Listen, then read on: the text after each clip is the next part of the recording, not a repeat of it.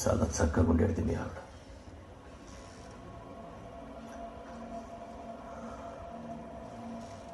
నేను కౌన్సిలర్ మాధవరాజ్ చిందా.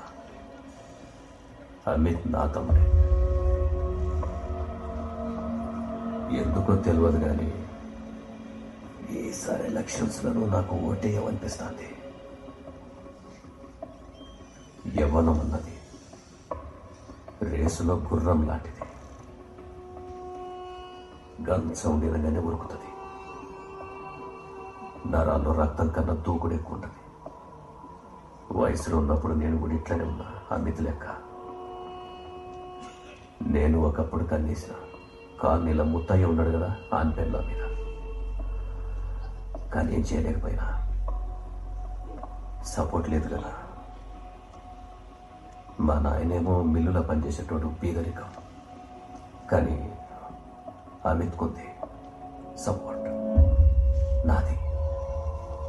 అందువల్ల నేను చెయ్యలేనిది మా అమిత్ చేయగలడు. పోలీసులు కూడా నా మనుషులే. విడిపించిన కదా అమిత్ని. ఇప్పుడు ఏం చేస్తాం చెప్పు? నాకు కూడా బాధగానే ఉంది. కొత్తగా పెళ్ళయింది. కాళ్లకున్న పారాన్ని కూడా ఇంకా ఆరలేదు. లోకాన్ని విడిచి వెళ్ళింది. కానీ తొలి రాత్రి అయితే నీతోనే జరిగింది కదమ్మా. పాపం తర్వాతేగా మీద ఆశపడ్డాడు.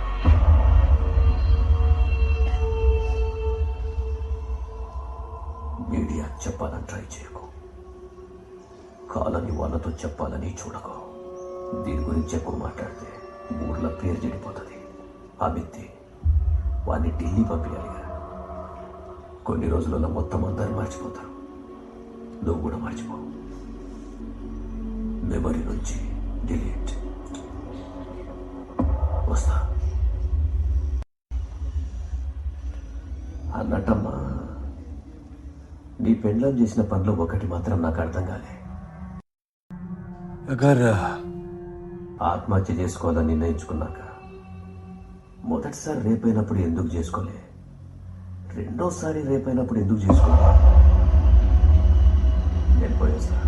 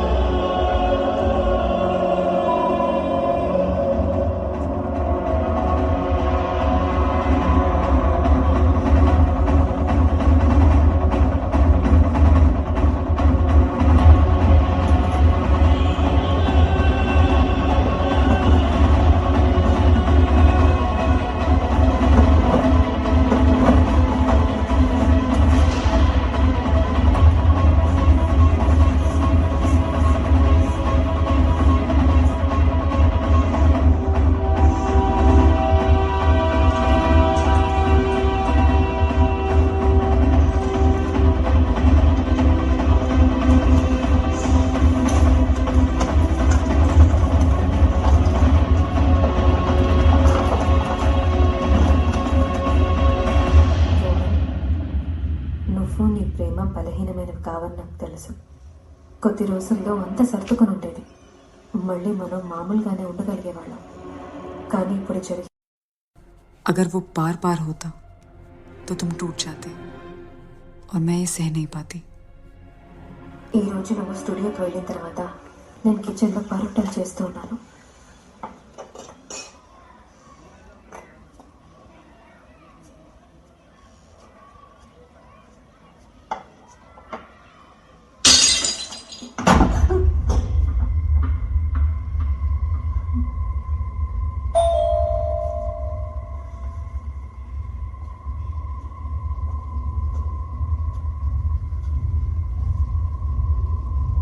ఎవరు? నేను ఫైజల్ని. బాల్ తీసుకున్నానక్క. Good. And don't worry about the glass. నేను క్లీన్ చేస్తాను. అక్క పరోటాలు చేసావా? ఆలు పరోటా తింటావా? రేపు చిల్లీ పరోటా. సరే డన్. థ్యాంక్ యూ అక్క. Okay bye.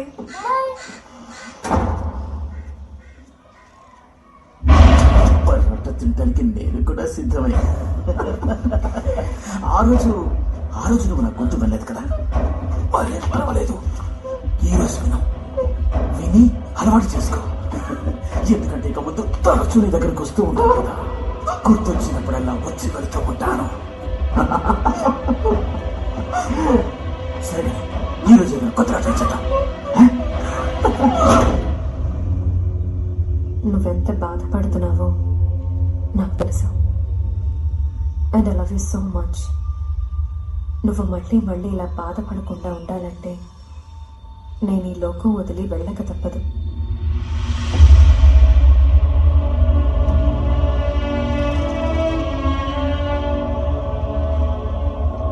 కానీ నా దగ్గర ఒక్కటే, నేను ఒంటరిగా వదిలేసి వెళ్తాను.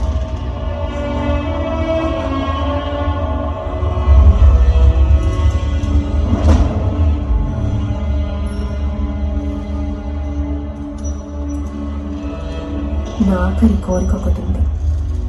నా 2 వాచెస్ని ఇక్కడ ఉంచాను. వీలైతే ఒకదాన్ని పూడ్చే, ఇంకో దాన్ని కాల్చే. నీ సుప్రియ.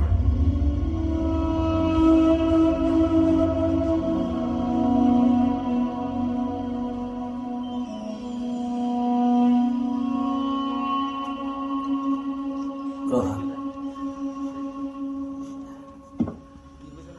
ఇదిగో అస్థికలు.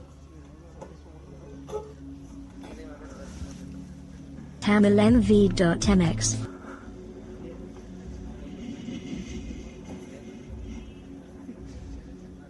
ఈ అస్థికలు కావు, నా సుప్రియ. వదిన ఆత్మకి శాంతి కలగాలి. రా, వెళ్ళి సముద్రంలో కలిపద్దాం. లేదు జఫర్, తనకి జరిగిన అన్యాయానికి న్యాయం దొరికాకే కలుపుతాం.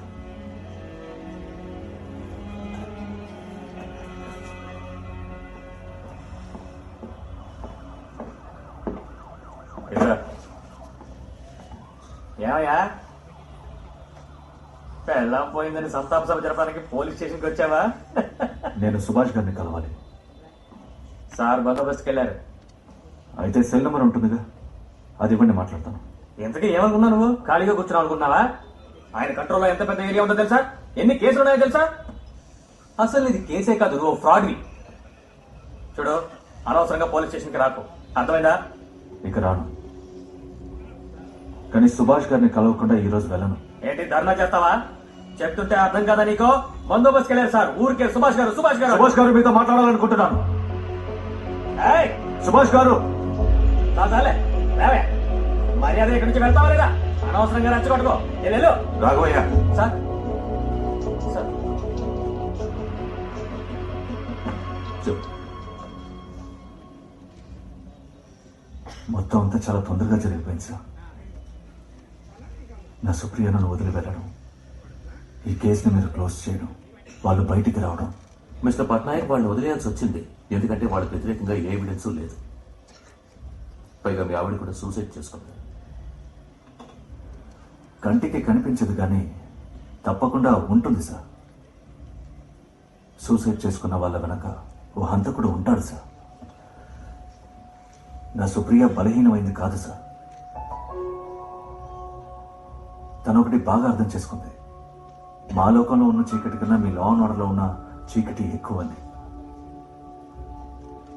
దాన్ని జీర్ణించుకొని బతుకుంటుంది. కానీ రెండోసారి రేపు అవడం వల్ల సూసైడ్ చేసుకుంది. రెండోసారి జరిగిందా? వాళ్ళు మళ్ళీ వచ్చారు సార్. నా సుప్రియాని మరోసారి వాళ్ళు. బుద్ధి లేకుండా వాగుతున్నాడు sir. Don't worry inspector Raghavayya, మళ్ళీ కంప్లైంట్ ఇచ్చే పొరపాటుని నేను చెయ్యనులేండి. నిజానికి నాకు మీ మీద ఏమాత్రం నమ్మకం లేదు, నా సుప్రియకు లేదు. మీతో ఒక విషయం చెప్పాలని వచ్చాను. మీ సిస్టమ్ కనుక నాకు ఏమాత్రం సహాయం చేస్తున్నా నేనేం చేయాల్సిన అవసరం వచ్చుండేది కాదు.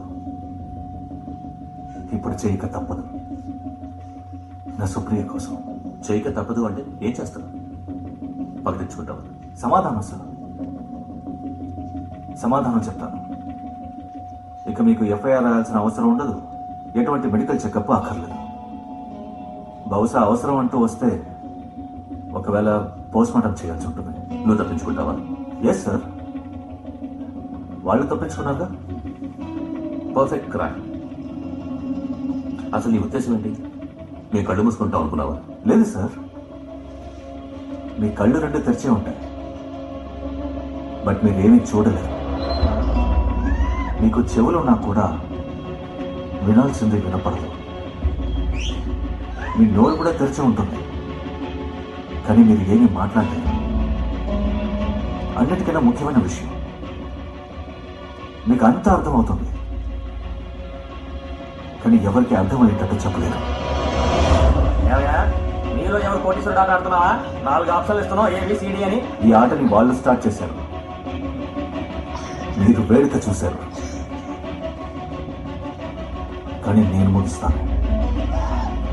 మరో ముఖ్యమైన విషయం. చెప్పు, మనసులో ఉన్నంతా చెప్పే. ఈ గేమ్లో లైఫ్ లైన్ ఏది ఉండదు సార్.